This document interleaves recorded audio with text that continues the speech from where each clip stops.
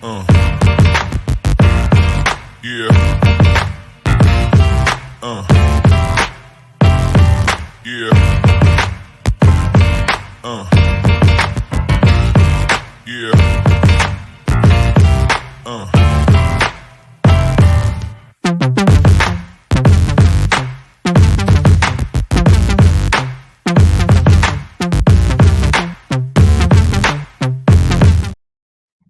Yep. What's going on, everyone? Welcome to this week's episode of River City 93.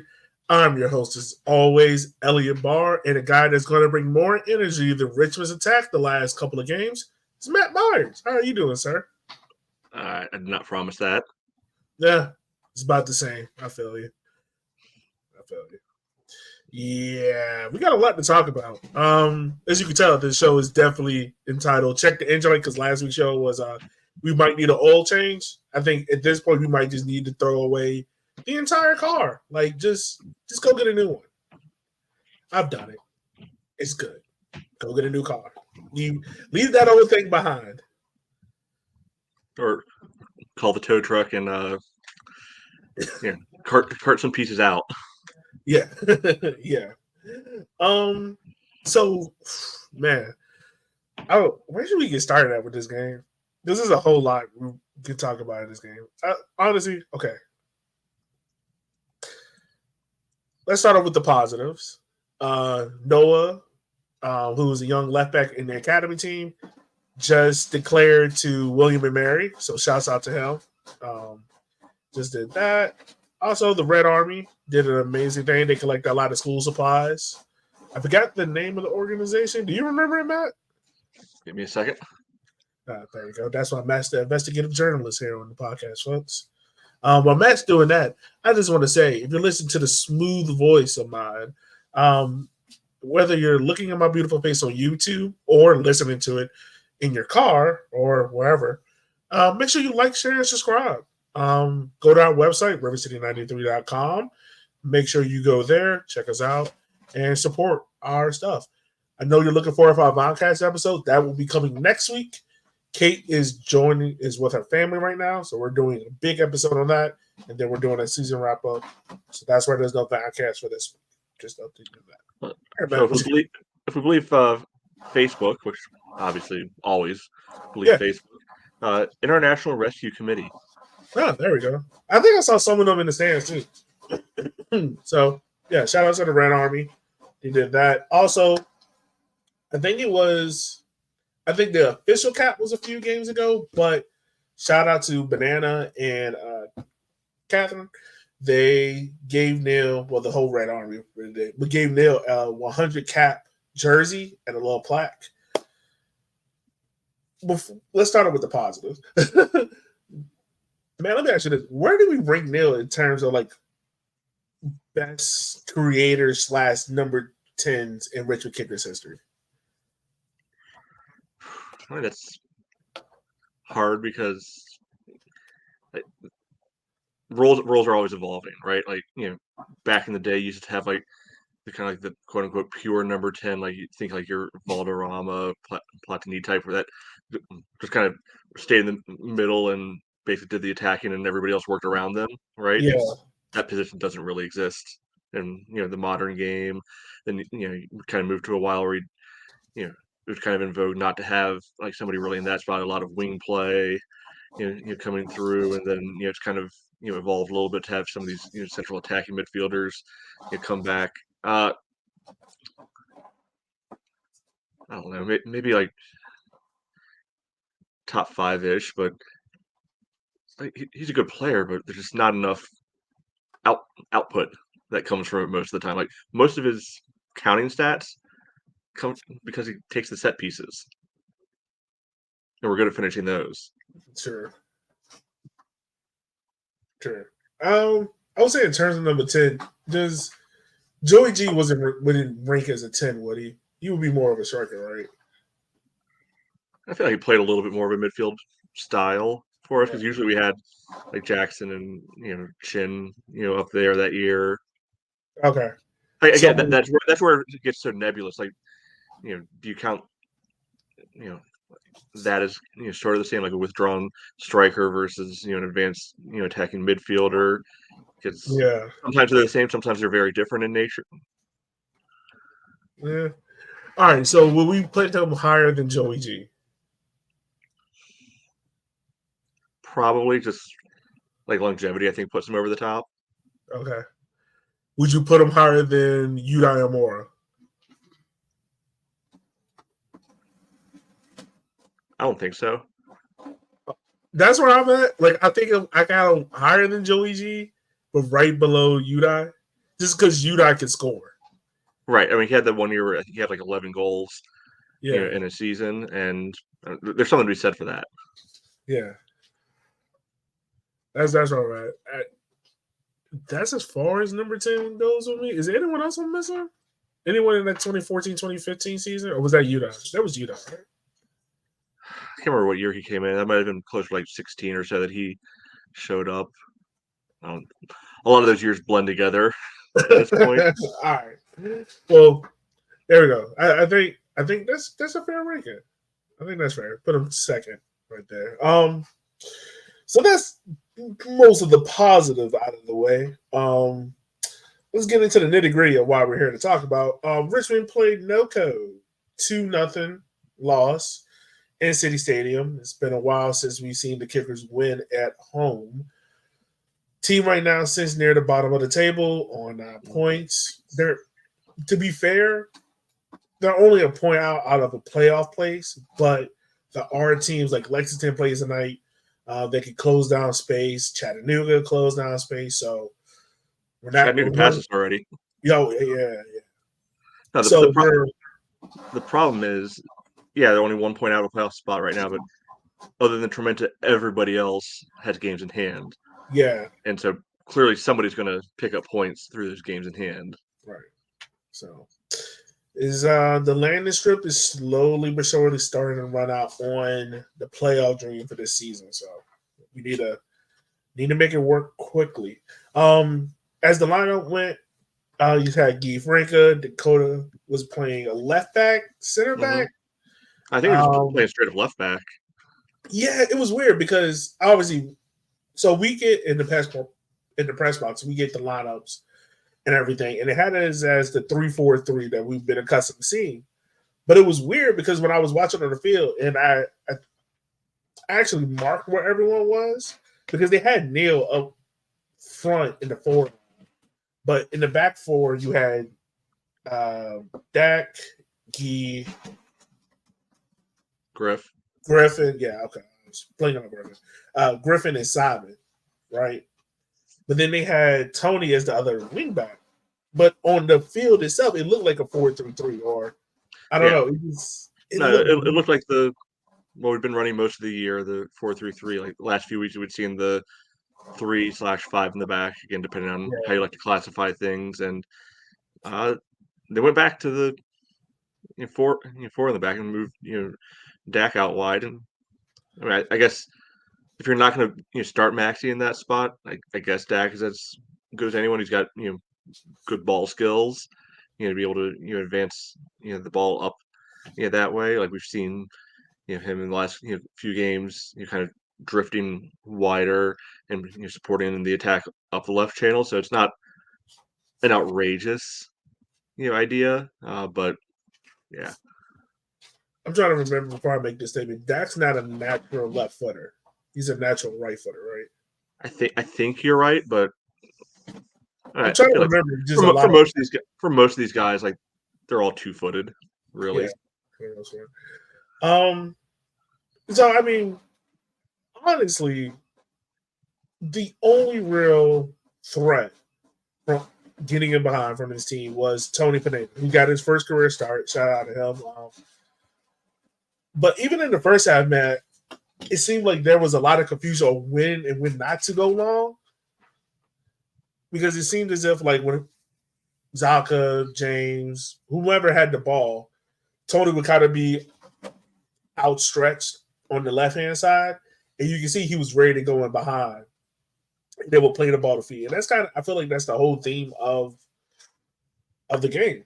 this like we played it too conservative, too safe, and we were always looking to beat. Like we were looking to combine play way too far away from goal instead of looking to get it behind this kind of test Knuckles back line or even our goalkeeper. Yeah, and I mean we've complained about this, for a while. Like shoot the ball and good things might happen. Like we're recording this right after the U.S. game, and we saw two good goals, come out for the U.S. because they took shots, and good things happened with them. And even earlier in that half, like Ballington was kind of playing around with the ball, and he got himself stuffed because he didn't take decisive action and shoot.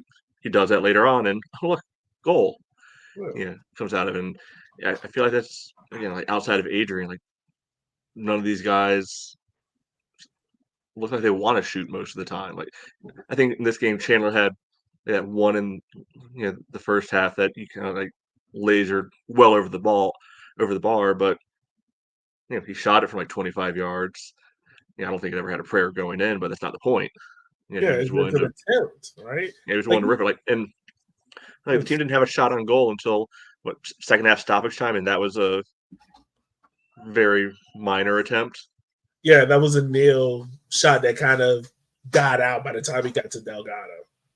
Yeah, and like, hard to think you're gonna get much of a positive result when the opposing goalkeeper doesn't need to be there. No, not at all. Like Delgado had an easy night all night. Like, don't get me wrong. Like I understand a lot of fans might have been frustrated with Noko pulling out the every touch is a fatal touch tactic. But at that point, like Richmond didn't deserve to win that game. Oh no, not at all. It's just there's way to it, and rightfully so. They could. Yeah, it's more the pattern of this at this point. Like you said, it's been a while since we've seen a win at home, like one league win at home this year, and that was the Fuego one, which I think was the third game of the season. Yeah, and now played 10 league plus 4 other cup games and everything. So it's accumulating, and then I looked it up last year. The last one of the season was the July 3rd game against Chattanooga. Our next home game is July 3rd. So we're coming up on a full calendar year with one win in between. Yeah. I would actually like, where do you rank the level of concern when it comes to the lack of penetrating shots on goal for this team? Because we've seen this team create chances, like the Charlotte game. Like I raised my hand up. I praised them and didn't kill them because like they were creating chances, right? It might not have came off, like there were dangerous chances in front of goal. It's just that finishing wasn't there that night, right? We've seen it in other games, but like tonight, none of that was there. So where's the level of concern when it comes to that? It's fairly high for me personally, Mm-hmm. And in fairness, I've coming in this year didn't think this team was going to be very good, to begin with, and unfortunately, it's kind of playing out that way right now. But I think that Charlotte game was a little bit of an aberration, right? Yeah. Because think about Fuego last week, kind of similar, like not much interesting happened in the attack. Charlotte game, fairly decent. A couple games before that, what was there? Knoxville and Tormenta. Like, okay, they got some goals, but a lot of that was Bill Hart, going nuts, on them. But a lot of the times, we're kind of talking about like, okay, they do a really good job, being able to hold the ball, be able to cycle the ball, keep the possession numbers up, but they get near the box and it's like there's the force field there. It's like they have human versions of like the invisible dog fence, there, and if they go into the box, they're going to get shocked. I'm sorry. I'm just now imagining like having the kicker seat with shot collars on and Darren's like, go, go, go. Yeah, but I mean that's what it feels like watching them in the attack right now, though. Yeah, no, you're right. Unless somebody gets fouled or we get a corner kick, like I have a hard time feeling like a goal is coming. And I think the main point of the reason why a lot of us feel that way is because a lot of it is playing defeat. Like you saw that a bunch of times. Like I remember clearly in the first half, there was a breakaway, right? And I think it's Chandler who gets the ball and he lays the ball off, and it's 2 no-code defenders and 4 Richmond attackers. In any other situation, any other team is going at goal. They're at least trying it, right? Richmond slows the ball down, plays the defeat, allows Knuckle to get back high, and now the chance is gone. Even when we're building up towards goal, like even Chandler chains, it happens because we're playing defeat. And there's nothing wrong with that. Like, I get it. Like, possession system, you want to gain control of the ball. But with that, you can also, like, have people penetrating scores to a goal. But if you have, my fault, if you have Bill Hart looking to drop in, Neil looking to drop in, Chandler looking to drop in, Zaka and Vaughn playing diagonal ball sideways, Dak, who is a center back, dropping in, Gee and Griffin and, their center backs. Fitch is looking to drop in. Like, you have so many players looking to drop in and be in the middle of it, be constricted, looking to play with feet. And Tony's the only one out there on the island. It kind of makes it easy to guard Tony, but it also makes it easy to defend the kickers. Because, like we talked about right before we started the show, like, it feels like Richmond is that team in the NFL or in football where it's like, if you run the ball first, second, and third down, you can put 8 in the box, and there you go. You can beat them, right? Mm-hmm. Like, because there's no threat of getting it behind. Like, you might get one. Matter of fact, you know who Richmond are? Richmond are Army right now. We are the triple option. That's what we are. There is no threat of going in behind. It is everything's in front of you, and it's 3 yards and a cloud of dust. That works in football, not in this football, though. Yeah, I mean, if I'm an opposing coach right now, I think the if you have even a little bit of faith in your defense, strategy should be give the kickers the ball and then just wait them out. Yeah. Because they'll inch themselves out of position, at some point, and then you can just kind of hit them quick. Yeah. And we saw that on Saturday. Yeah. So I agree. Like, the level of concern with me in the attack with the penetrating shots on goal is, I would say, like, at a 6 right now. I think the bigger concern with me is the lack of clean sheets. Like, because we have not, outside of the first U.S. Open Cup game, we have not had a clean sheet. Well, the Loudon game too was 0-0. Oh, okay. Yeah, right. But yeah, against League One competition, none. So no clean sheets yet. And I mean, if you go back and listen to the post game interviews, which we do those after every home game, so go listen to those on YouTube. Those are cool. Like, please go support those. We do those. You heard it from Darren. You heard it from Neil. You heard it from Chandler about the frustration around the defense or the spine in terms of keeping out those clean sheets. And by the way, like Ron Shalloway, I don't think there's anything he can do on those 2 goals given up. I want to see different angles of the second one. I wonder if he might, because at least according to the announcer, he got a hand to it, and I think that kind of an angle. If you're getting a hand to it, maybe you should be able to do something a little bit more with it. Maybe, but that's still I would want to see additional angles. Yeah, okay. Of it, but it's possible. I might be open to ideas that he should have done better with that. Just went back and looked it up. Yeah, the last League One clean sheet was that Chattanooga game. Apparently, it was also July 1st. So whatever I was looking at before was off by 2 days. God. So we're coming up on a year worth of games without shutting out a League One team. Jesus. Yeah, I don't know, man. Like, this defense went from being stingy and hard to beat, Nathan Ani in the running for USL League One Defender of the Year, and ever since July 8th.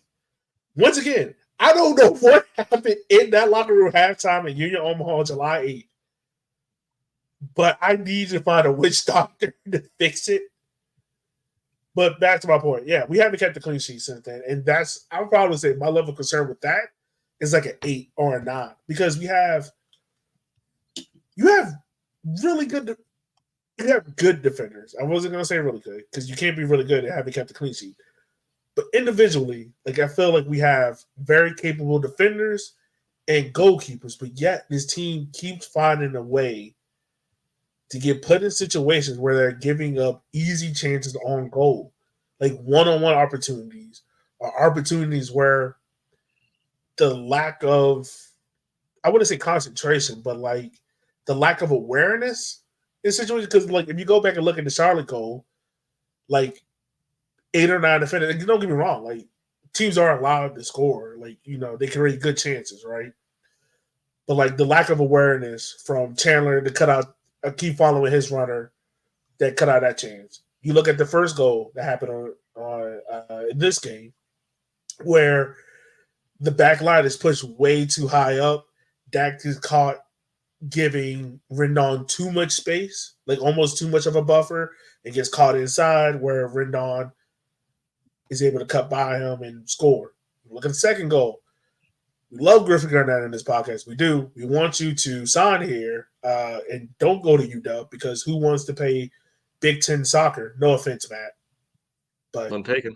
yeah, like come play here.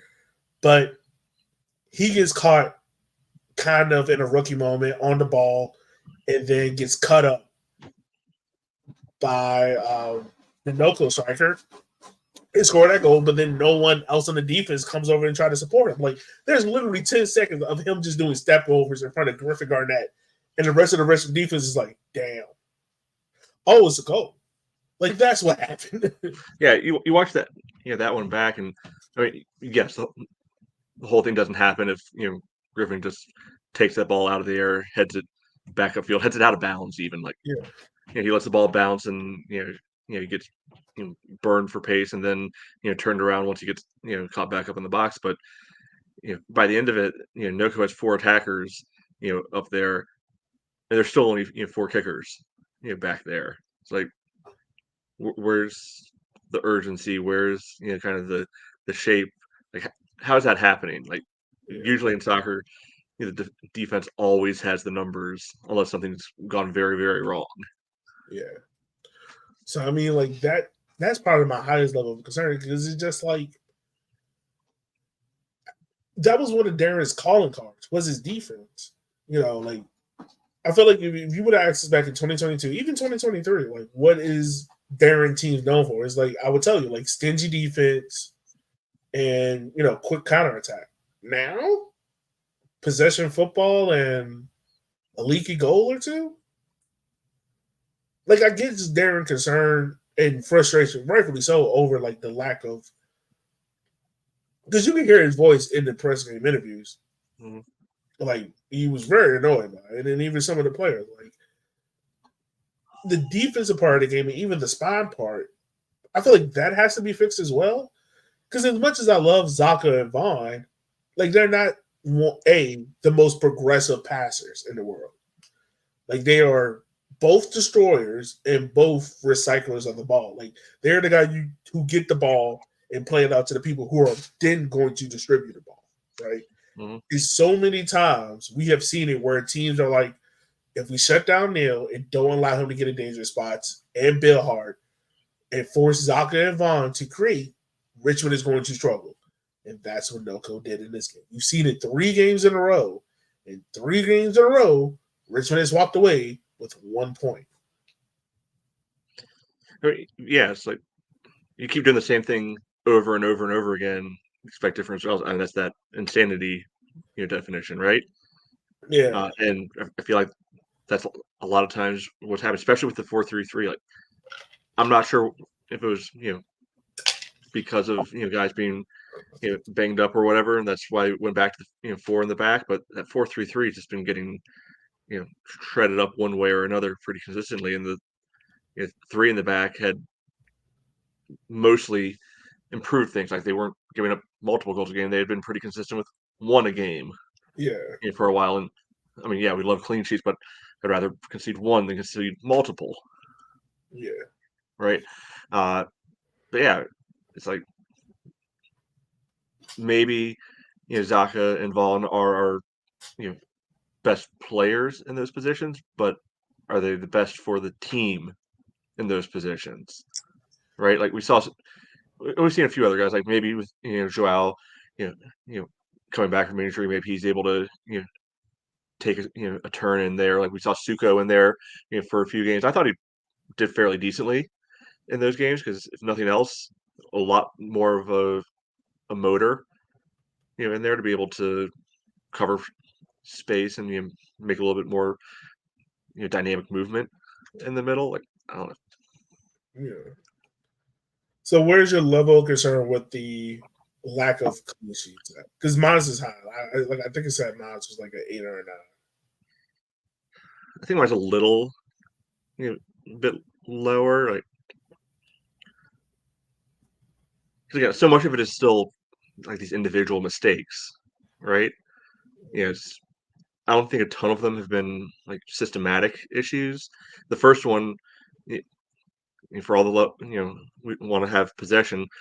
I think it took them 4 touches to go from their box to Rendon having the ball 1-on-1 against Dak on the edge of our box. Long ball, the guy AKA knocks it down, touch. bring the ball direct. Yeah, AKA. yeah. So like I don't know, it's not an individual error in there. I think that one you can be able to put more towards like the game plan structural problem. The second one's like 90% individual error. They're not the first time we've seen that either. So you just gotta. I think it's a pick your poison kind of scenario too. Like, do you want to sacrifice maybe a little bit of attacking oomph to be able to shield up the back line a little bit more, or are you willing to roll the dice a little bit in the defense to try to give the attack a little bit of an extra boost? I don't know if these guys are good enough to be able to do both simultaneous. So it's going to be a pick your poison. Yeah, and the crazy thing is, like the 2 back-to-back wins against Tormenta and One Knox, like Richmond didn't have possession. Like they were fine. Like, all right, cool, you can have the ball, and then we're a little bit more direct in that. Yeah. Another thing that's been kind of concerning is the lack of Arthur Boschua, because we saw it at the end of the game, which Richmond was, for lack of a better term, trying to do crosses. Like, I don't think they got one cross on target in that game. It didn't feel like it. Like, it felt like just hopeful balls. Like, I hope this ball gets to somebody instead of this ball is going to this person, and also I didn't understand the game plan of trying to pump in crosses where you have Neil, Emmy, Bill Hart, and Sarakowski in the front line. Like, I think the tallest player out on the field was Chandler. Yeah, he was in midfield. Ryan's decent in the air, but I get your point. Yeah, like, but to say that, like, you have a number 9 in Arthur Boschua who makes a living off of being a target man. Like, if you're gonna pump crosses into the box, why not put Arthur? We haven't seen Arthur start in a while.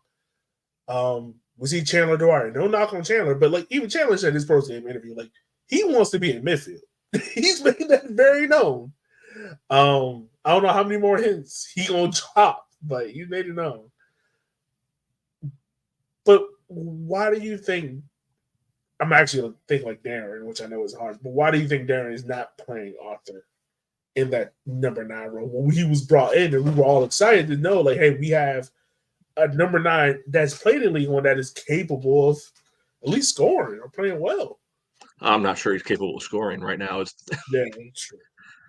I mean, like think about all the so far this year. I can think of one like cross that found him and he had a good head on. He missed obviously because he hasn't scored all year.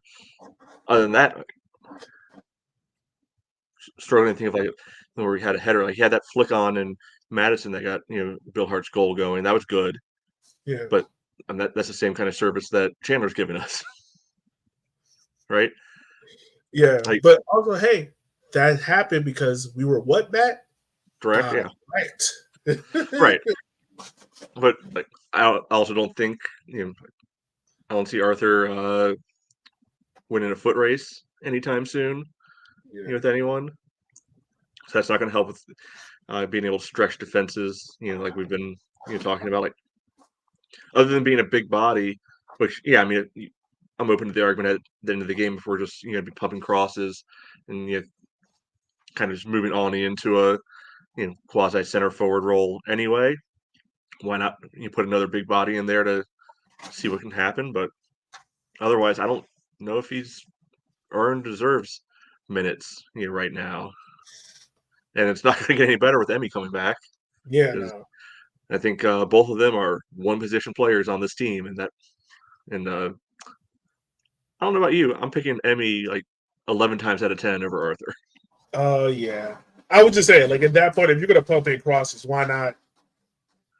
Why not toss him in the mix as well? But you know what I mean? You're right. Like, I definitely am picking him. And something else, like, and I have to tell myself this, like, it's going to be a level of patience. One, getting Emmy back because of the knee injury. Like, I think his minutes has increased. He went from what 10, 20 to now what almost 40 minutes or Yeah, 30 minutes. probably stoppage time like close to 45 because Yeah.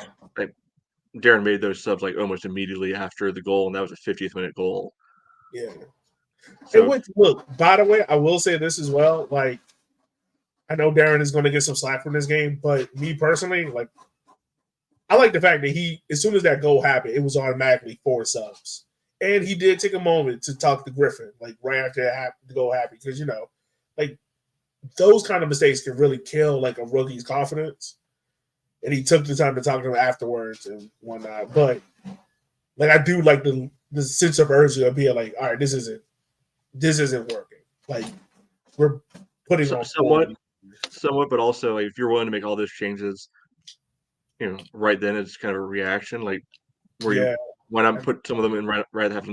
Also, it might be building fitness back up, but pulling Tony at that point, I don't totally get that one.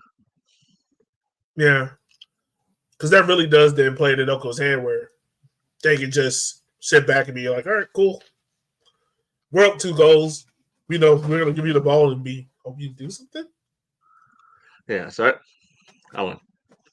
Yeah. But yeah, it's good that he was kind of able to talk to Griff because probably have to feel very clearly like a direct reaction of you screwed this up, off the field you come. Yeah. And he talked to him. So, hey, look, we love Griff. I know Griff parents listen to this podcast. We're not killing Griff. We love the kid. We want him to play here. Please ask your son to sign here. Because once again, who wants to play Big Ten soccer at University of Washington? No one. So I would say like when it comes to the number 9 area, I'm hoping Emmy gets healthy. But I also like keeping in mind of like we haven't seen or there really hasn't been any chemistry between Emmy, Neil, and Bill Hart as of yet. Do you feel like once Emmy is ready to go, like starting, do you feel confident that that chemistry between those three will be build up and hopefully we see this offense change between really Tony, Emmy, Bill Hart, and Neil? I mean, unless there's some other players coming in, like as signings or on loans, I don't think we have a choice, right? Other than to put blind faith into the fact that they'll be able to figure something out. Because we've seen pretty much every other combination so far, and it's not really clicking. Nothing's much coming out of it. You're putting in a guy who's literally more proven than anybody else in league history into the equation now with another guy who's made first team, another guy who's I don't know where he is on the charts right now, but he's got to be up there in goal contributions and Bill Hart, and then somebody with the raw potential and Tony. Like I think we just have, if you're not believing in that, like I think you're ready to start looking at off season moves already. Yeah. So any other? I mean, of course, there might be other areas, but is there any other areas of concern for you outside of like we talked about? Outside of all the positions on the field we talked about. Outside of the lack of threat in on goal, the lack of clean sheets. You talked about the defensive spine that's been kind of weak. Mm-hmm. Any others? Yeah, it's not a direct on the field sort of thing, but I think it heavily impacts it. Like we're seeing attendances just drop each week, too. And yes, you can always say, "Oh, well, this is going on, that's going on." It was hot outside. It looked like it might rain. Blah blah blah. There's always a different reason, but think towards into 2022 through most of last year, like we were consistently seeing 5K plus, edging up on the full 6K announced attendances, and as this year's gone on, it's dropped and dropped. What was it this week? Like 3,600 or something. Let me see. And I know this is going to come across the wrong way, but I don't know a different way to say it. There's no good reason that the Ivy should be outdrawing the kickers. That's fair. That's fair. Right. And yet that's happening. 36, you're right. It was 36. Right. And yes, part of it, might be okay. There's another game in, town now, and splitting some of the attendees, but also I think putting a year plus of garbage soccer out there at home starts to pull people away. Like we've talked about this before, Richmond likes winners, and hopped on board when the team was doing quite well. Loved having them there. Hopefully they come back again. But if it's just going to be a death slog, going to games and getting through them, like why should people come? Yeah, and I know, like me, I am a sicko. I am too involved with the kickers. If you're listening to this, yeah, you're in that category. Yeah, you are in that category. Do not think I am alone in this. There's different levels of Richmond kicker sicko. Like I am the sicko where, like, I want to go watch the academy kid games, where I also go to like Ivy and the kickers and all that nuance and stuff. There's different variations of it, but I say that to say this. Like, I do understand, I do appreciate that this club is taking the long approach of making this club stable, of playing the kids, which is not easy to do in this league because you do have kids going against grown men, i.e. Griffin Garnett, Landon Johnson, Noah, Beckett Howe, Gabe Cox. I get it. The whole who in that enchilada. How many of them were playing? That is besides the point, but that's true. All right. Like, I get that. And I understand that Richmond does not have the deepest of pockets. So we can't go out here and be like Madison or Spokane or other teams that spend money, not buckets like real gentlemen, but spend money to go get top quality players, right? I understand that. But if you're going to go with this long-term approach, if you're going to go in this direction of we have to be a team, and I feel like Richmond fan base as a whole is smart enough to understand that, because Richmond will root for you if you show you are giving it your all, but you are also being competitive, right? A lot of these people root for VCU basketball. In God's green earth, you are not winning an NCAA tournament. Some of them are weird and actually think that they do well in the ACC or some of these other leagues. Like they don't understand the difference between a one-off and 20-game season. Yeah, that's besides the point. But Richmond will root for you, right? Yeah, people that root for the Spiders all the time. The Spiders barely compete in the A10, but they root for them. I say that to say this. There has to be a come to Jesus meeting in that locker room because the style has to change, right? I get it. You have built around this possession-based system, and it is hard to change systems in the middle of a season. It's difficult to do, but something has to change because what has been implemented is not working. It's not like you said, man. We were about to come up after the Henry Derby on July 8th, which we still have.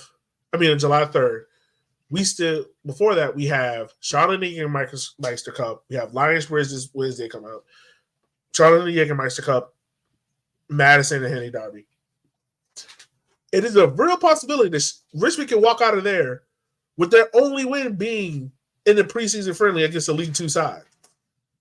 Like that's a real possibility. And that means we are coming up on a calendar year with only, 2 wins in the league? Three or 4 wins overall? Yeah. Against League One competition? Like that is a sign that something has to change. And look, as a teacher, I understand it. You put your system in place, you put lesson plans in place, you put your practices in place, and you are betting that it's going to pay off in the long run. But you have to balance long-term ambitions with short-term promise.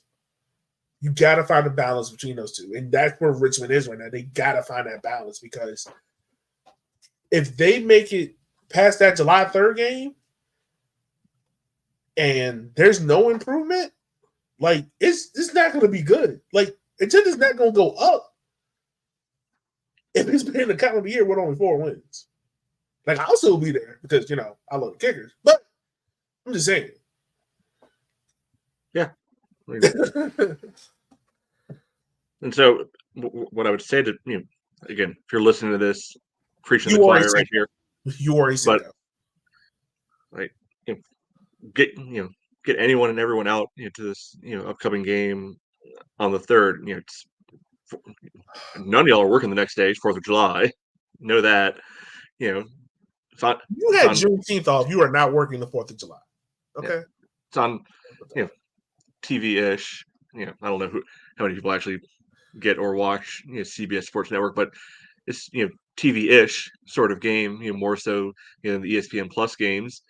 We got to look good for that. Like actually pack the stands. Like that's the other thing that frustrates me is it would be a good announce attendance and go back watch and the stands still look half empty because there's so many people just up on the concourse and wherever else. Like I want to see like a game where like you can't really see the metal bleachers anywhere, and that includes like the section O area. Like people are coming or turn out well, but sparse attendance lately.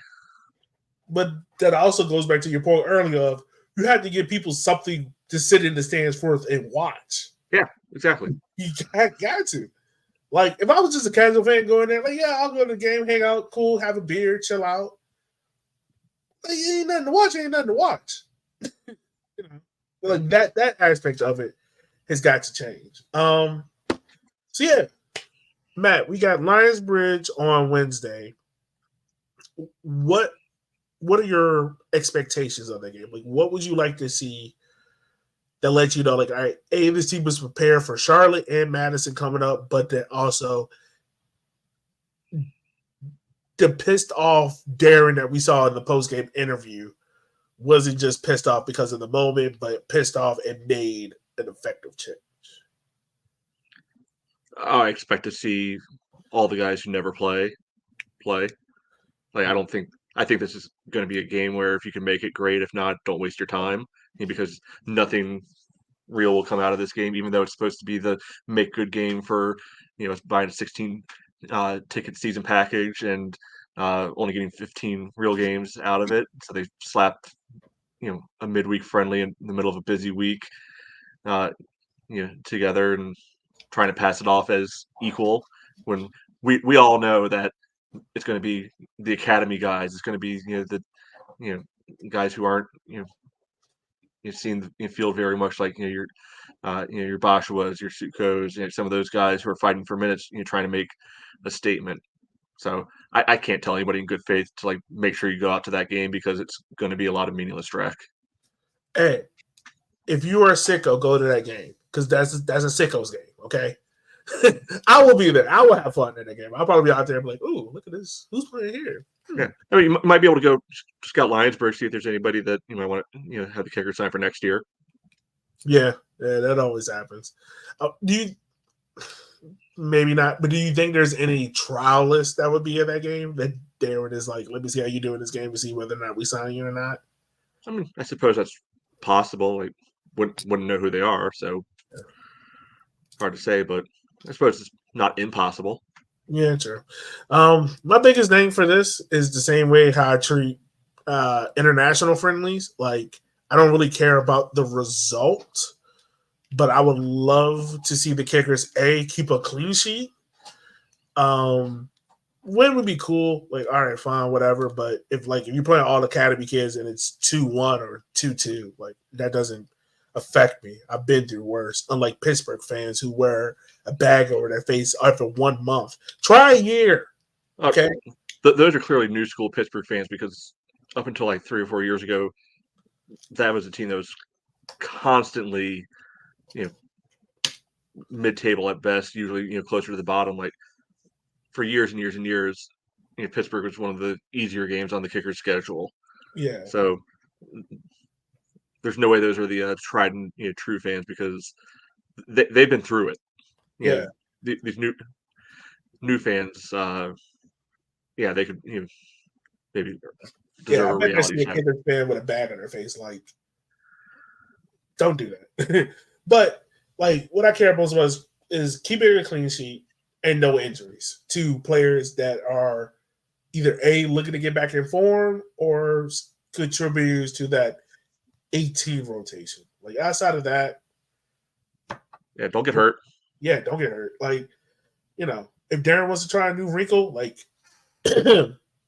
direct, I'm cool with it. Cool with it. But yeah, so we got also Charlotte coming up on Saturday. That's a Jägermeister Cup game.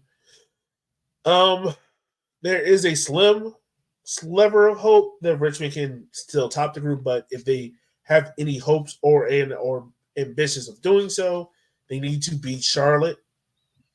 Matt, like we just talked about earlier, when we played Charlotte earlier, overall, they played really well against Charlotte. I think one of the better games we've had against Charlotte, because Charlotte before was kind of a tricky matchup. Overall, an easy game there. They created chances. Charlotte didn't really threaten us outside of the one shot they had on goal. What are you looking for in that game to show you that hey, this Richmond can, because comparatively they've done better on the road than they have done at home. Yeah, I mean that's absolutely true. They look better when they play on the road, too, and can't for the life of me figure out why it's such a difference. Not the point right now. I think it's going to be can they. We've talked about this like with Rendon and Horde, this game and the last Charlotte game when they have dynamic guys who dribble at them. Can they be able to keep them at bay? Can they be able to not get spun, lose track of a runner along the way?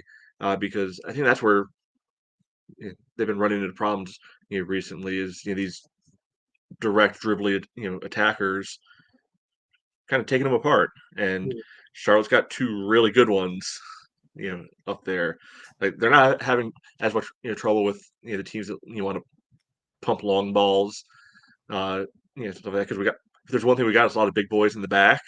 Like they can clean that stuff up pretty well most of the time. It's the little dribbly stuff that seems to be a bigger problem. Yeah, I agree on that. I mean, Austin Pack is one of the better goalkeepers in USL League One. Like him and Delgado. Like, if I put had Nuhu up there money, too. who? Nuhu. Oh yeah, yeah. Those three. If I had some money, I would call those teams and be like, hey, like how much for them? Like just wondering. Just wondering.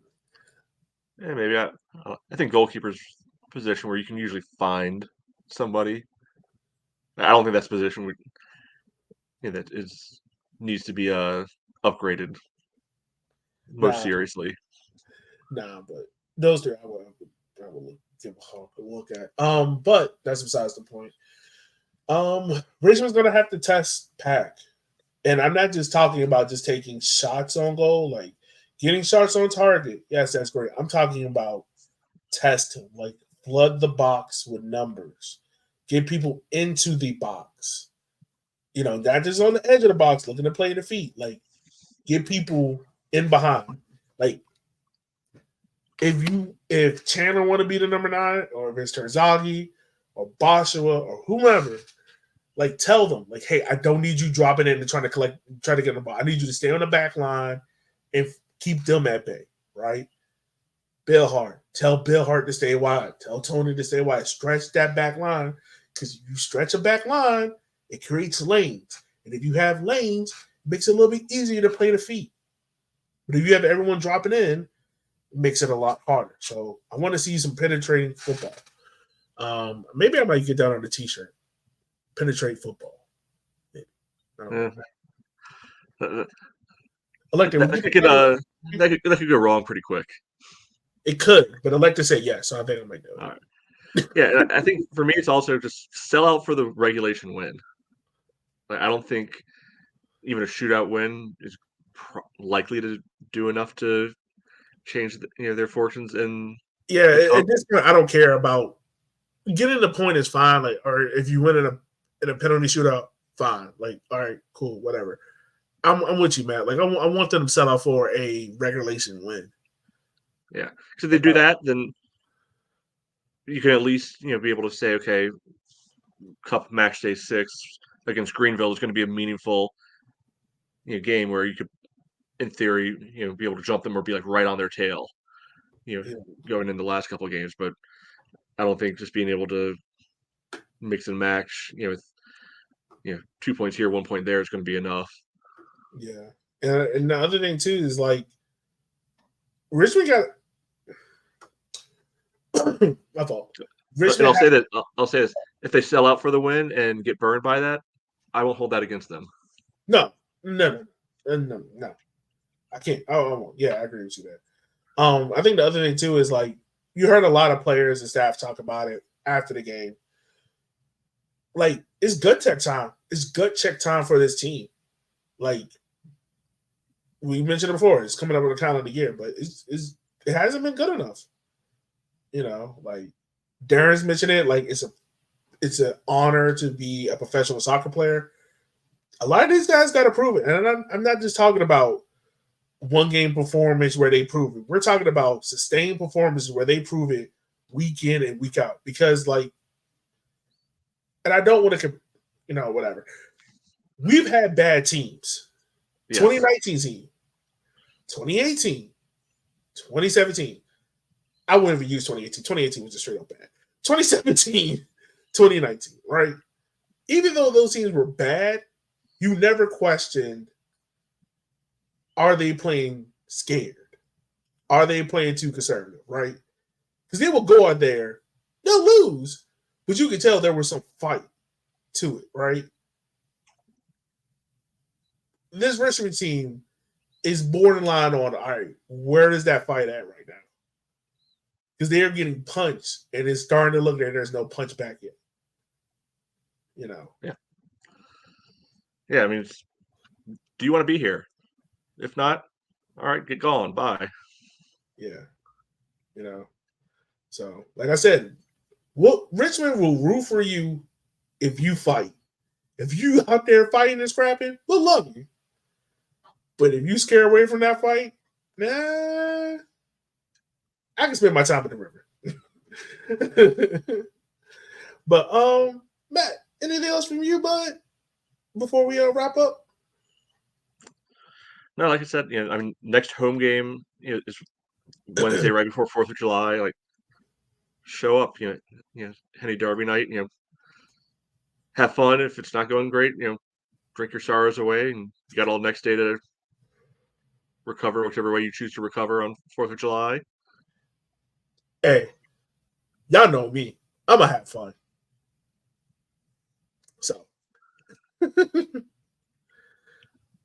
I'm gonna Yeah. draw myself on any Derby night. But yeah, no, I agree with you. Like,